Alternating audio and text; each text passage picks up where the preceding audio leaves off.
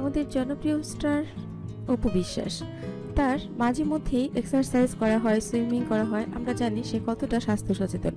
স্বাস্থ্য ব্যাপারটা ঠিক রাখতে তিনি কোনোভাবেই কম্প্রোমাইজ করেন না। তিনি যেমন এক্সারসাইজ করেন, তিনি সুযোগ পেলেই অনেক সুইমিং করেন, কারণ তিনি মনে করেন সুইমিং জিনিসটা আসলে বডির জন্য খুব তাড়াতাড়ি কার্যকরী হয়। আর সামনেই তার নতুন সিনেমার কাজ হচ্ছে, আর এই কারণেই তিনি বডি ফিটনেসটা ধরে রাখার জন্য প্রায় 3 ঘন্টা করে সুইমিং করছেন ইদানিং। এরই মধ্যে শাকিব খান ব্যস্ত রয়েছেন তার কাজে। আবরাম খান জয়কে নিয়ে তিনি সুইমিং এ গিয়েছিলেন। জয়কে বুঝিয়ে বলেছিলেন যে আমি 3 ঘন্টা সুইমিং করব, তুমি কি বাড়িতে থাকবে নাকি আমার সঙ্গে যাবে? জয় বলেছিল আমি একটু দুষ্টুমি করবো না, তুমি আমাকে নিয়ে চলো, আমি তোমার সঙ্গে গিয়ে ওখানে বসে থাকবো।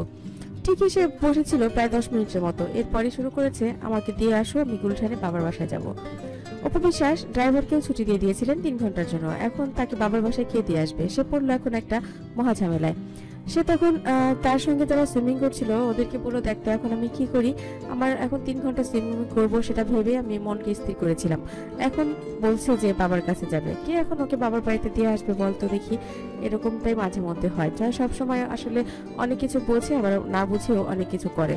ও আমাকে তখন নিয়ে ওর মুড দেখে আমার মনে হয়েছিল যে ও হয়তো আজকে 3 ঘন্টা থাকতে পারবে না। তাহলে কেন যে আমি ওকে নিয়ে আসলাম আমি নিজেও বুঝতে পারছি না এখন আমার কি করা উচিত।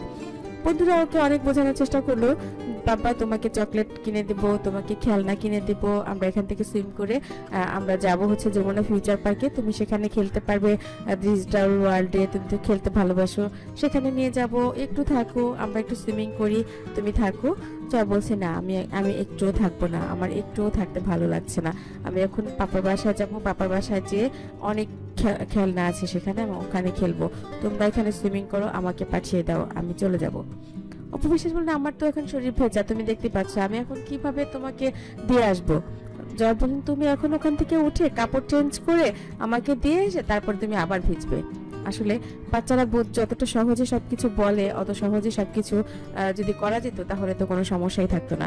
ব্যাপারটা আসলে এরকমই ঘটে, ছোটরা আসলে অনেক কিছু বুঝতে চায় না। সবকিছু মিলিয়ে অপু বিশ্বাস বললেন যে আসলে আমি নিজেই বুঝতে পারিনি তুই যে আজকে আমার সঙ্গে এমনটা করবি, আমি তো ভেবেছিলাম তুই বড় হয়ে গেছিস। আসলে বাচ্চারা বাচ্চাই থাকে, বাচ্চা বড় হতে আসলে সময় লাগে।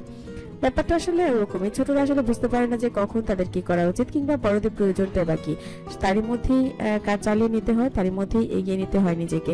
বন্ধুরা আমার চ্যানেলটি যারা ইতিমধ্যে সাবস্ক্রাইব করেছেন তাদেরকে অনেক ধন্যবাদ, যারা কোনো করেননি সব খবর সবার আগে পেতে সাবস্ক্রাইব করে বেল আইকনে ক্লিক করলেই আপনাদের কাছে পৌঁছে যাবে বিনোদন জগতের সব খবর সবার আগে।